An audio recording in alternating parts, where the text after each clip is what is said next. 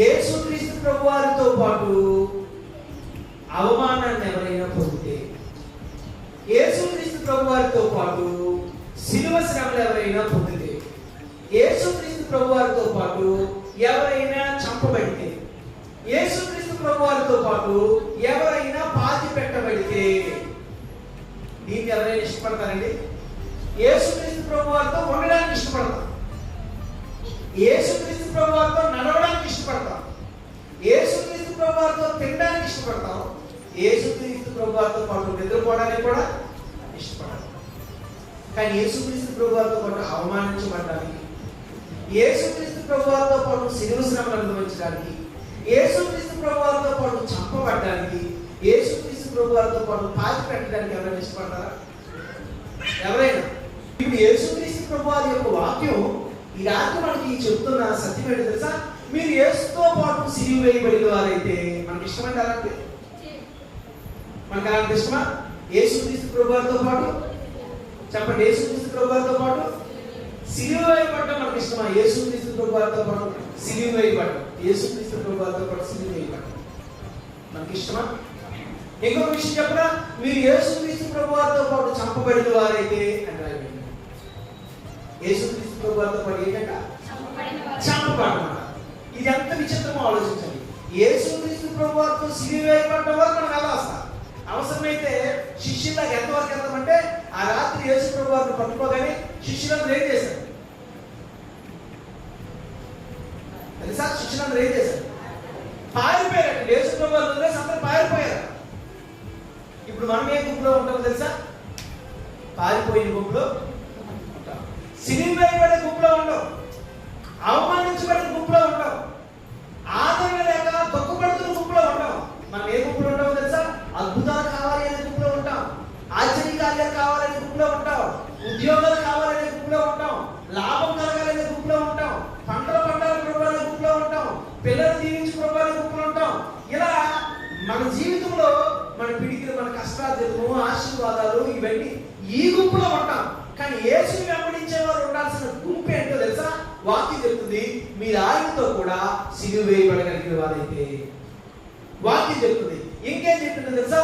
మీరు ఆయనతో కూడా చంపబడిన వారైతే. ఇంకేం చెప్పిందో తెలుసా? మీరు యేసుతో కూడా పాతి పెట్టబడిన వారైతే. నేనున్న క్రైస్తవ్యం యేసుక్రీస్తు ప్రభువు అద్భుతాల వరకు వచ్చి ఆగిపోతుంది. నేనున్న క్రైస్తవ్యం యేసు ప్రభువు యొక్క ఆశీర్వాదాల దగ్గరికి వచ్చి ఆగిపోతుంది. నేనున్న క్రైస్తవ్యం వారి శరీరానికి కావలసిన వాటిని సంపాదించుకోవడానికి అవసరమైన మార్గం వరకు వచ్చి భక్తిని అంతవరకు తీసుకొచ్చి అక్కడితో ఆగిపోతారు.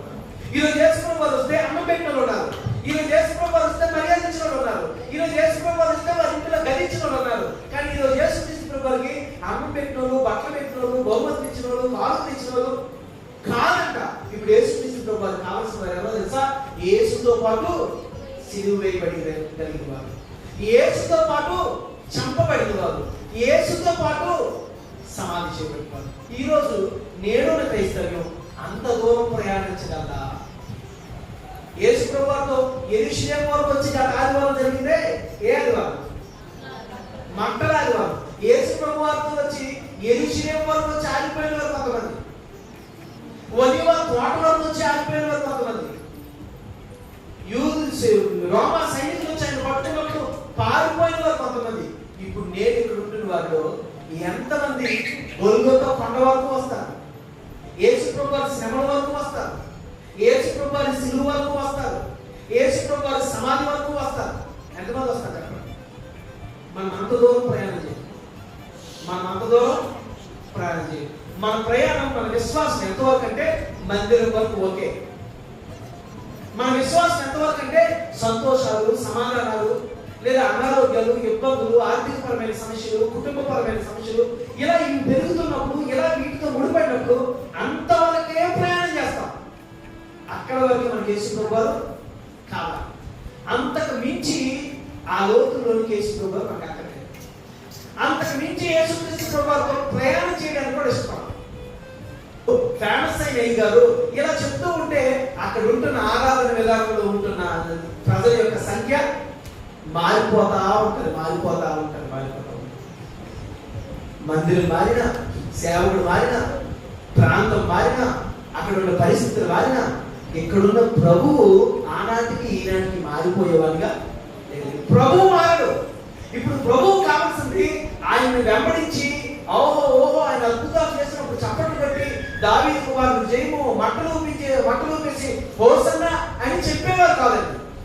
యేసుతో పాటు సిలువ వేయబడడానికి సిద్ధపడిన వారు, యేసుతో పాటు చనిపోవడానికి సిద్ధపడిన వారు, యేసుతో పాటు సమాధి కూడా అయిపోయినవారు. అంత సిద్ధపడిన తర్వాత ఆయన అక్కడితో వదిలేయుడు. ఇప్పుడు మనం చదువుకున్న వాక్యం లేఖన భాగం నేను చదువుతాను, ఒకసారి జాగ్రత్తగా వినండి. రోమాపత్రిక 6వ అధ్యాయం నేను చదువుతాను. 4వ వచనం నుండి జాగ్రత్తగా వినాలని మనం చేస్తున్నాను.